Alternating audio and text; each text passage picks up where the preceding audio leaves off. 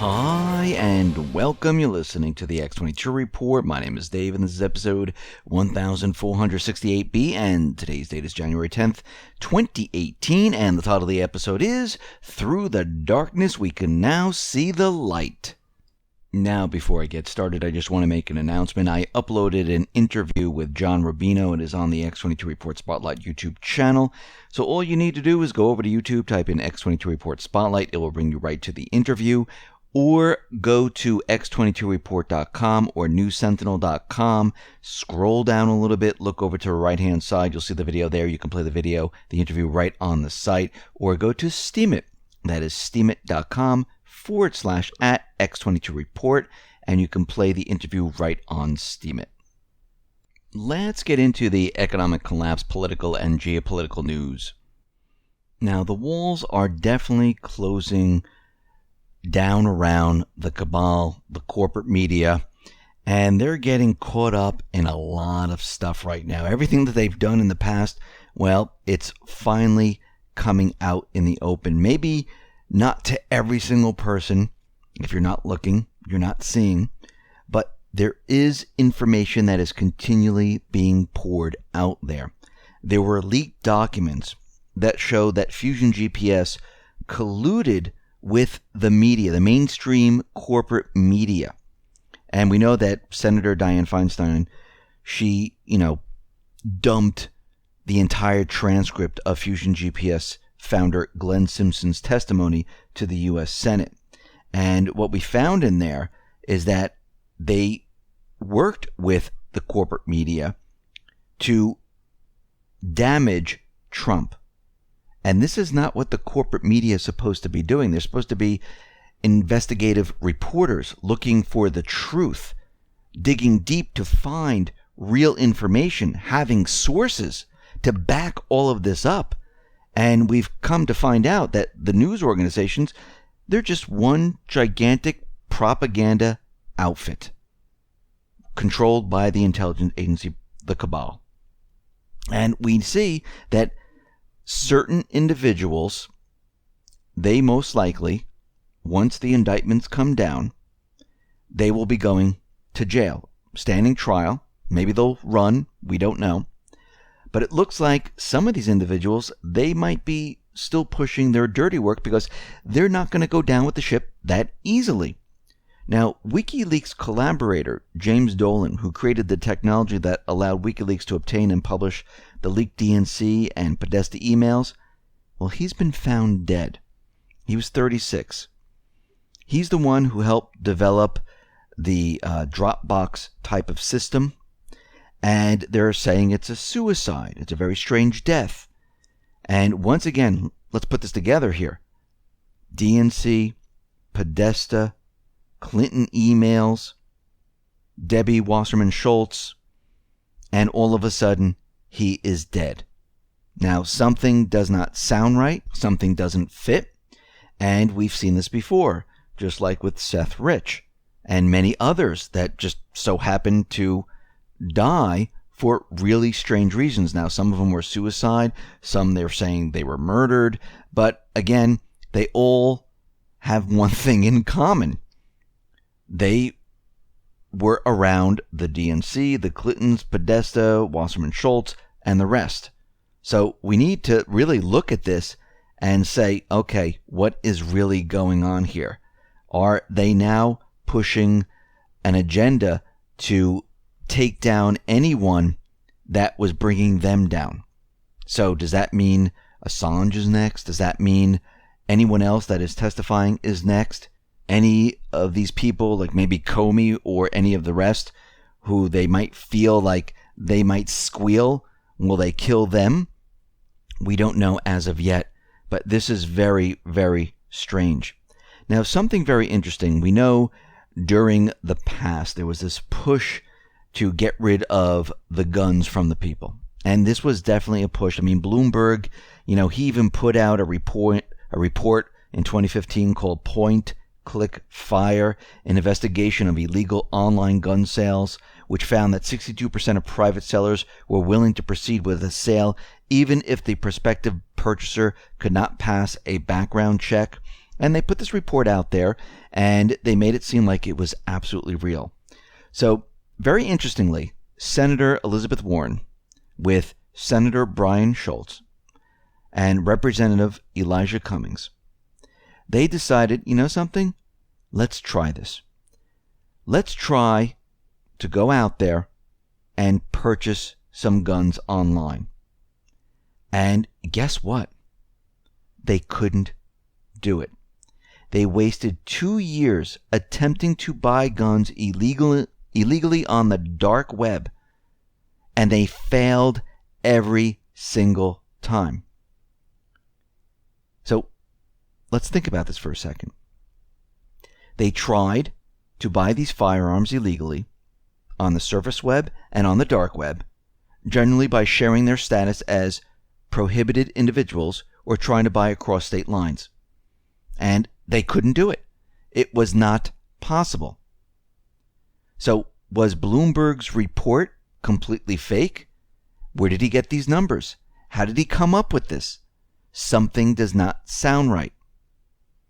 And their report that, these senators and representatives that tried to do it, that every single one of their 72 attempts outside of the dark web were unsuccessful. So, once again, they fed us with fake information to make us believe that people were doing this all the time. Amazing.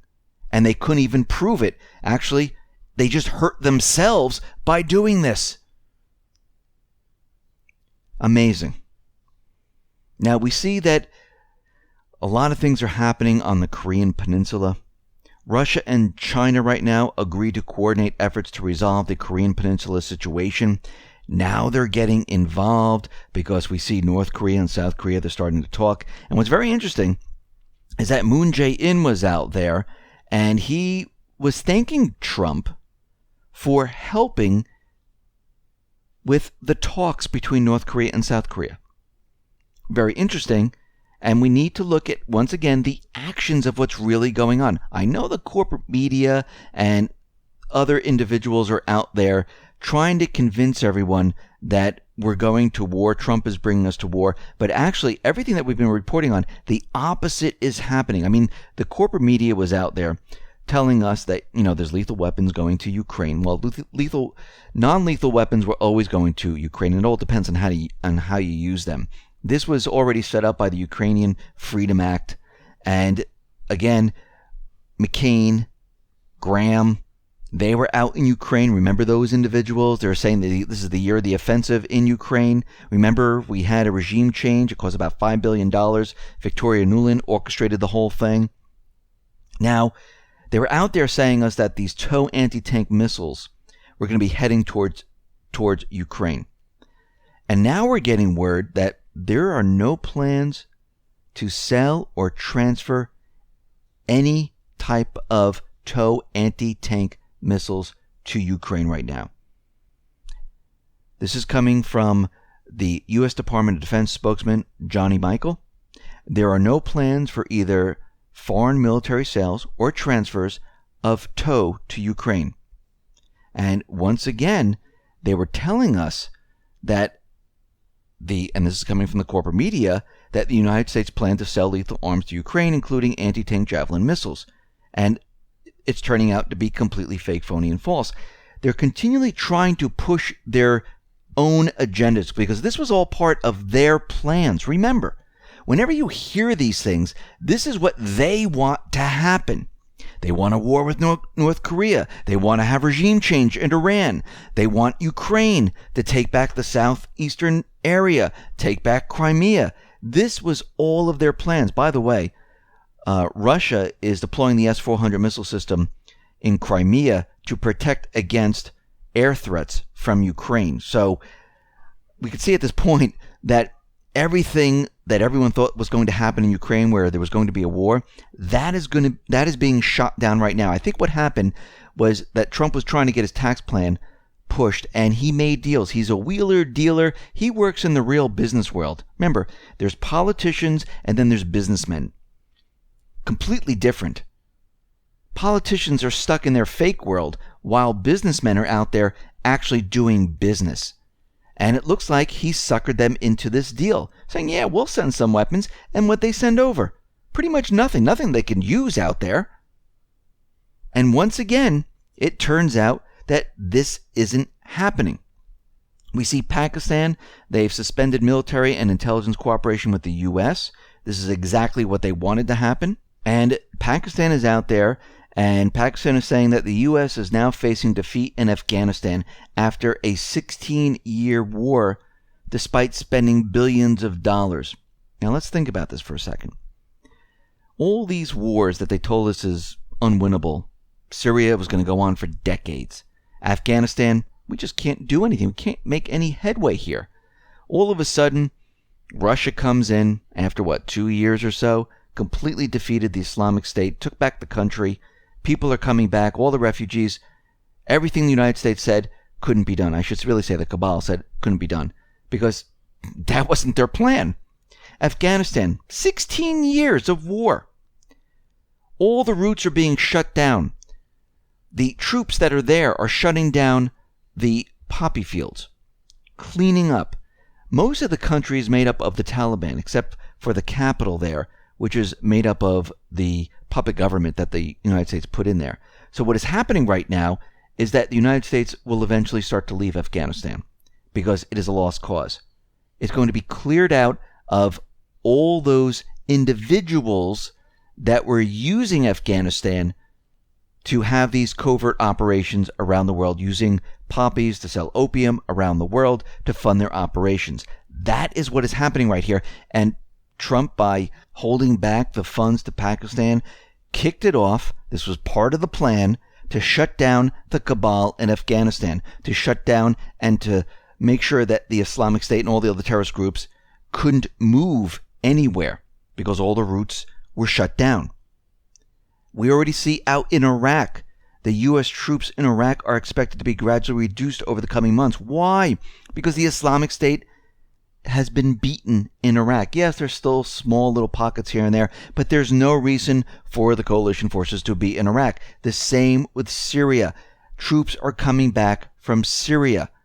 It's all falling apart. We do see light at the end of the tunnel. Through all this darkness, we see how everything has been switched around on the cabal.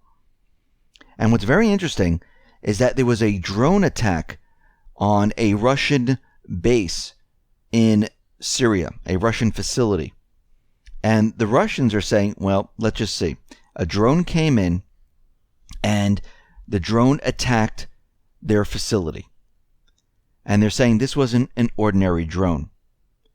They said that the attacks on their bases in Syria would have required assistance from a country with satellite navigation.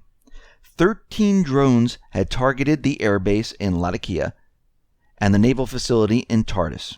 They said that out of the 13 drones, they shot down 7 of them, and they were able to gain electronic control over the other 6, safely landing them. And they said the drone attacks, they caused no damage. Now, it's very interesting. At the same time this was happening, there was a U.S. plane, a U.S. spy aircraft flying very near the 2 Russian bases at the moment the assault, or the strange coincidence, started. So do you think the cabal was trying to push their agenda and try to, let the Russians have it? I believe so. Now, they're saying, no, this is from the terrorists. They were able to do this. Now, the terrorists, you can't get this type of equipment. They would have to be trained. They would have to have, satellites to work all of this. So this is not holding up to scrutiny. And we see right now that, once again, the cabal, they're trying everything and anything to gain control of the situation. But it looks like they're losing control very, very quickly. Doesn't mean they're out of the game as of yet, but we are starting to see light through this dark tunnel where control over all these countries, wars are coming to an end, troops will be coming home. And we're already starting to see this happen out in all of these countries.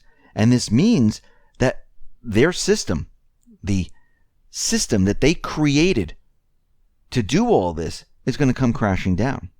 And this is why Trump needs the time. The people of the United States, I should say the people of the United States, need the time to prepare for what is coming so we can get the country back on its feet. Now, we know we're going to have to go through this transition because it's not going to be like a light switch saying, okay, we're on a new system, enjoy everyone. It's not going to work like that, because think about what happened when we came off the gold standard in the 70s onto the petrodollar system. It wasn't just like, hey, everything's great, isn't it? No, there was no fuel. People couldn't find jobs. It was a bad recession during that period of time.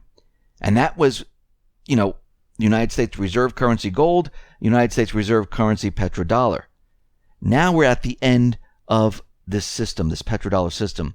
And we're not going from the reserve currency of the petrodollar system to a gold standard of the United States being the reserve currency. We're going from the petrodollar system that the cabal used, the central bank used to enrich themselves, to a completely different system outside of the United States. So this time it's going to be a little different. The transition is going to take a little bit longer. And I think, like I said before, Trump, he's trying to make this a soft landing, or make it as soft as possible. So, there's not many people hurt by this. But we're going to have to go through this. I mean, Russia had to go through it. Germany had to go through it. But on the other side, things will get a lot better. And this is why we've been telling you to get prepared, because no matter what, we might not have supplies. Maybe it'll be 6 months. Maybe it'll be a year. Maybe 2 years. We will see inflation. Why everything readjusts. And this is why you need to have water, just in case. Water, food, definitely gold and silver. Cryptocurrencies also. Because we don't know what this new system is going to be. And again, you need to be ready for anything. Because you don't know how other people are going to react. I mean, think about it for a second. When Trump got elected, how did people react? People were crying in the streets, screaming and yelling. They had an Antifa running around, smashing things, trying to, push protests in all different areas. People were very angry.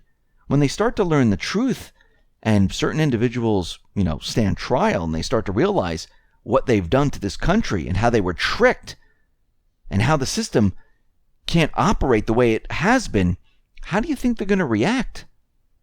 I mean, there's always consequences for everything that we do here.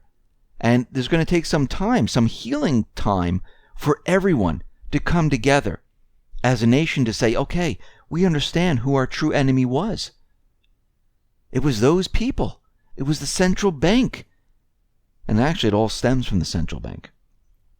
So we can see that we're on our way. We're not there yet, but we are getting there. Listen, everyone, thanks a lot for listening. Be well, be safe, and especially be prepared. Thanks a lot.